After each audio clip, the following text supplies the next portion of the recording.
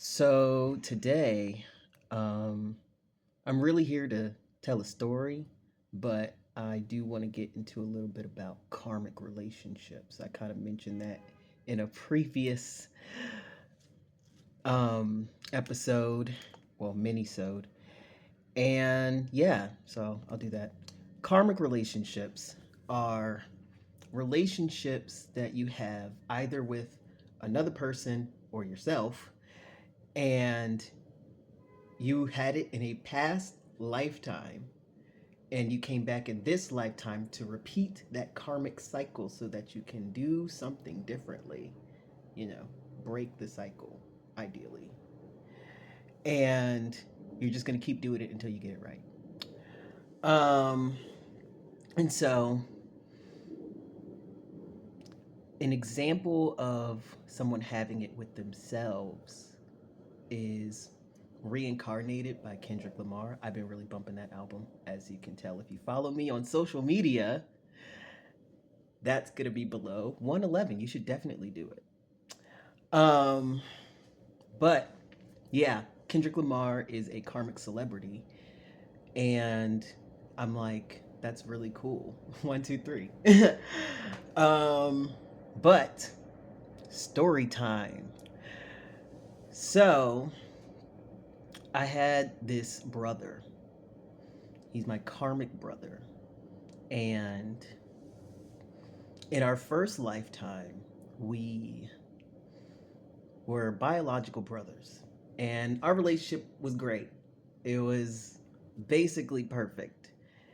And every other lifetime after that, I was a chosen brother. So him and I, met, and he was like, "You're my brother." And I'm like, "You're also my brother." Great.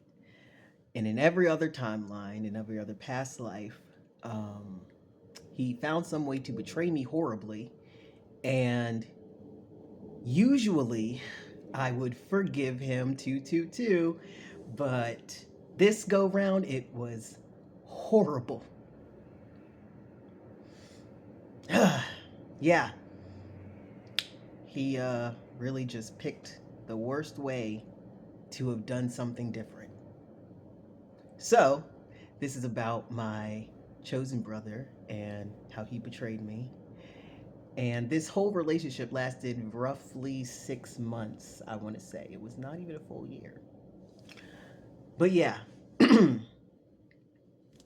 I had met him in 2020 online in a group space.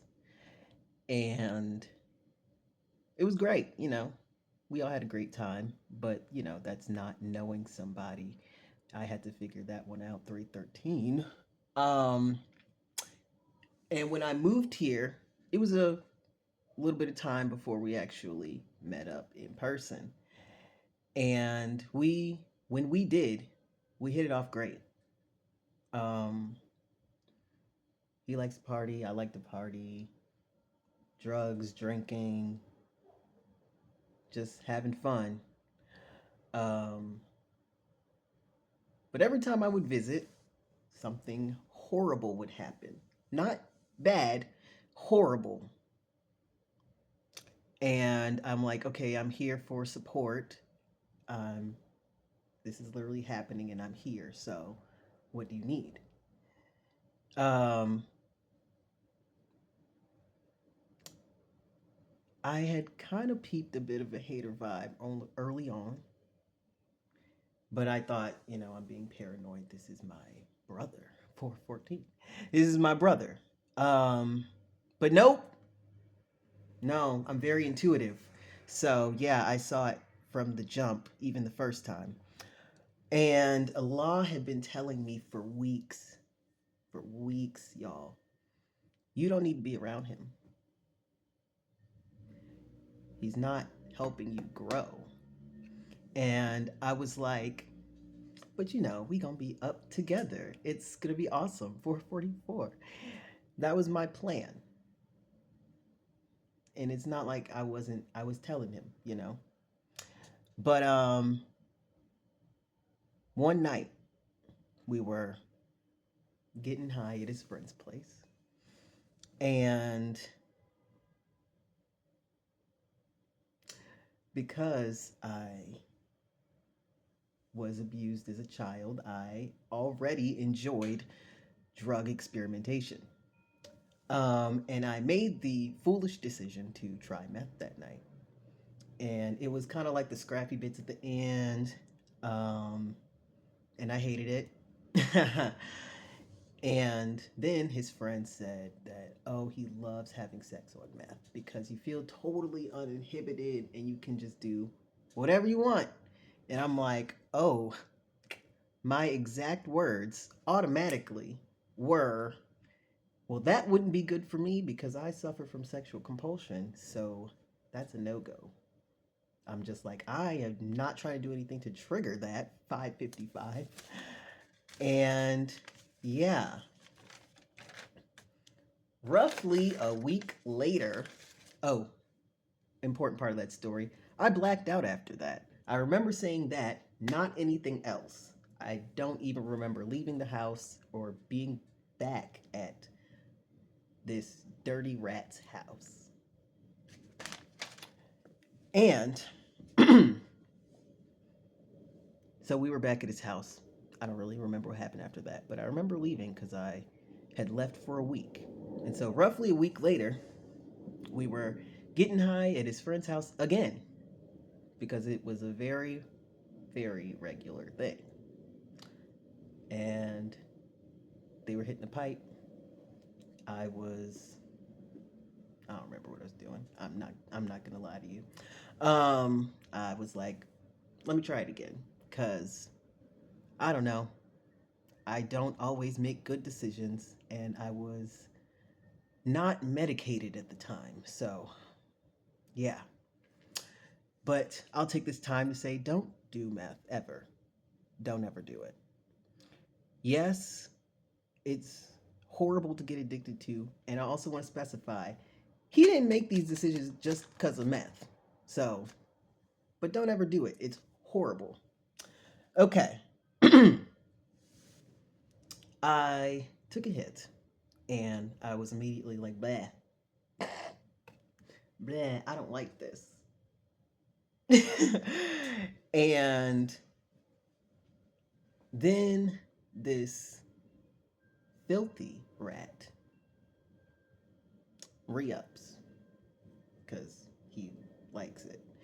And then I don't remember anything else after that. And we were at his house, and it was the next day. The this fuck this fiend.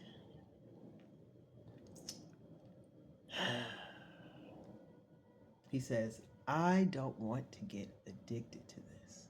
And I'm like, yeah, that would be terrible. And he says, I'm going to smoke the whole bag and then break the pipe.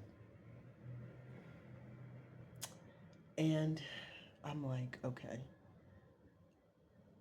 I don't want you to die. I just don't want you to die. So I volunteered to split it with him, to split the bag. Huge mistake. Massive mistake. And that was his plan. The dirty dope head. You got me. You got me.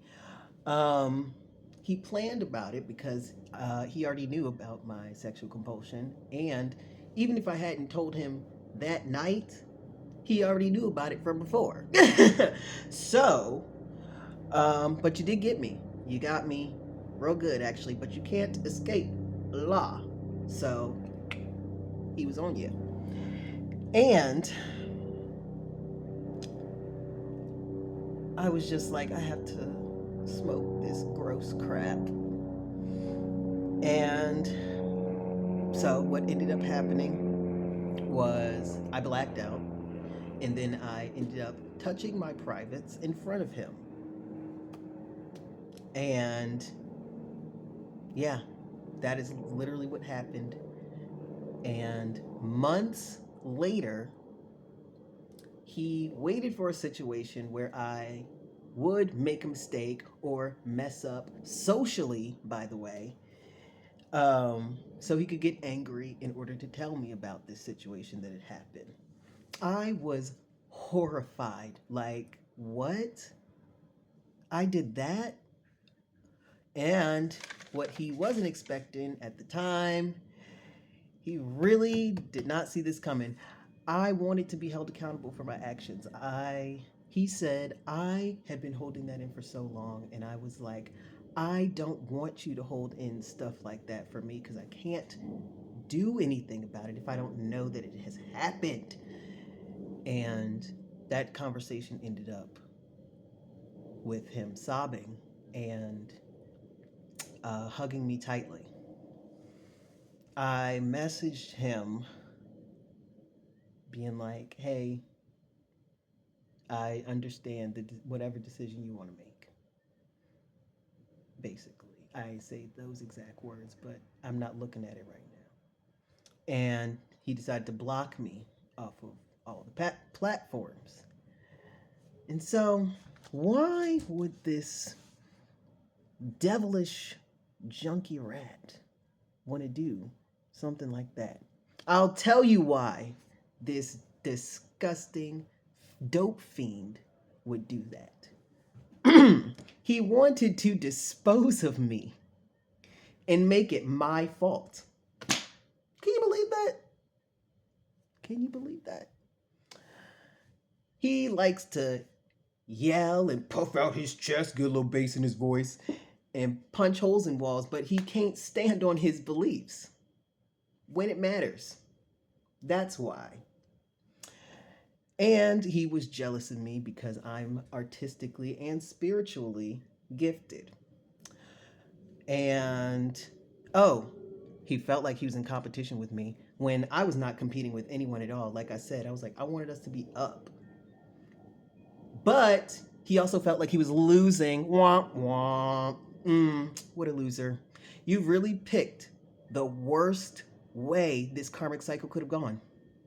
So, yeah. But yes, that's my story.